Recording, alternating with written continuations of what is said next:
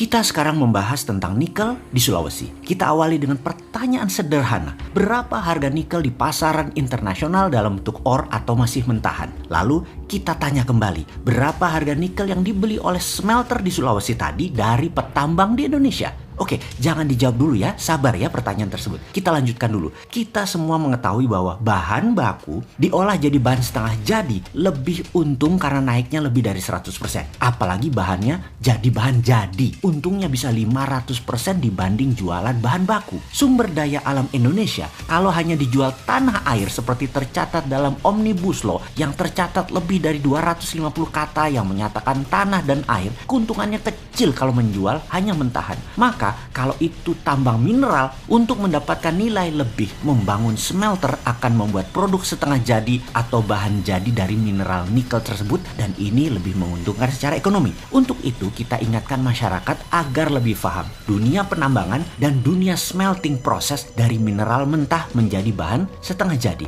Kita ambil contoh tidak nikel dulu ya, sabar ya, tapi sebuah perusahaan yang dikatakan smelter dalam tanda petik di Gresik yang memproses 1 juta metrik ton per tahun koper konsentrat dari Freeport. Kita juga harus ingatkan satu lagi. Freeport itu tambang tembaga, copper mining. Yang bilang Freeport itu tambang emas iku sopo? Mana emasnya? Lah yang diekspor koper konsentrat kok, yang dihasilkan koper tembaga. Jadi Freeport tambang tembaga karena hasil yang didapat dari pajak negara saat ini adalah mengekspor tembaga. Wes, ra usah kakeran takon ya. Wes, kita lanjut. Sekali lagi, Freeport adalah tambang tembaga. Tambang ya bukan manufaktur, bukan pabrik, bukan smelter. Pabrik, smelter bukan ranah penambangan atau pertambangan, tapi ranah industri. Jadi smelter itu adalah industri. Smelter adalah pemrosesan mineral mentah menjadi bahan jadi atau bahan setengah jadi. Kembali ke benda yang dikatakan pabrik di Gresik yang katanya smelter untuk koper konsentratnya Freeport. Diproseslah koper tadi jadi anoda slime dan ini diekspor ke Jepang.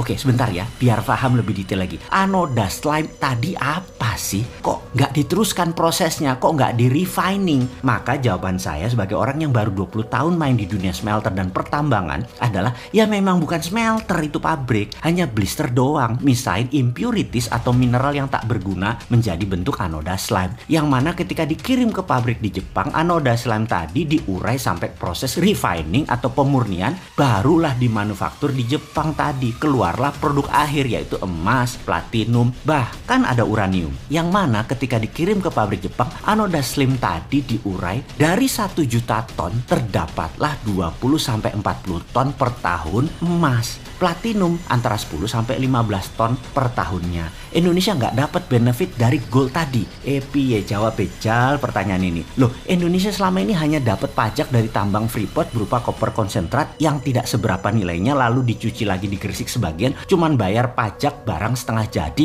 lalu anoda slime tadi diekspor, yang mana setelah di-refine baru dapat mineral murni PGM atau precious group metal. Paham ya? Yes, dan jadi perusahaan-perusahaan tersebut selama ini menikmati ketidakfahaman pejabat sampai beberapa presiden mereka itu menikmati. Enak ya, sampai sekarang enak banget jadi mereka. Oke, silahkan dilanjut menikmati semua kelemahan ini, karena kalau nanti sahabat muda dapat mandat di tahun 2024 pasti di stop semua kenikmatan korporasi dan pejabat atau mantan pejabat pengejar rente yang dapatkan benefit kelewat banyak kemarin, karena pejabat nanti gak ada pemburu rente seperti pejabat sebelumnya. Kita kembali ke nikel sekarang. Keluarlah peraturan tidak boleh ekspor biji atau mentahan nikel. Mulia ya peraturan tersebut. Pembela tanah air sekali ya peraturan tersebut. Oh ya, mulia, cinta tanah air. Iyalah. Dan yang bilang iya atau yang manut pasti nggak ngerti ngelola negara plus nggak ngerti ngelola nikel. Tujuan tidak boleh ekspor karena bahan mentah tadi harus naik nilainya menjadi bahan setengah jadi atau bahan jadi. Karena itu smelter Tiongkok hadir untuk nilai tambah tadi. Mulia sekali kan cita-cita itu semua. Oke, kita kembali ke pertanyaan awal. Harga ekspor atau harga pasaran hard commodity nikel berapa di pasaran internasional saat ini? Dan tolong bandingkan dengan harga beli perusahaan smelter Tiongkok itu dari para penambang. Lah, kok lebih murah harga beli smelter Tiongkok tadi dibandingkan harga internasional? Kalau gitu kita ekspor saja. Oh, tidak boleh. Sudah dikunci dengan aturan undang-undang yang disahkan DPR, wakil rakyat loh yang mengesahkan. disahkan atas usulan pemerintah. Sekali lagi, wakil rakyat yang mulia dan pejabat yang mulia yang mengatakan untuk rakyat memutuskan ini tidak boleh ekspor mentah nikel. Walaupun harga internasional lebih mahal,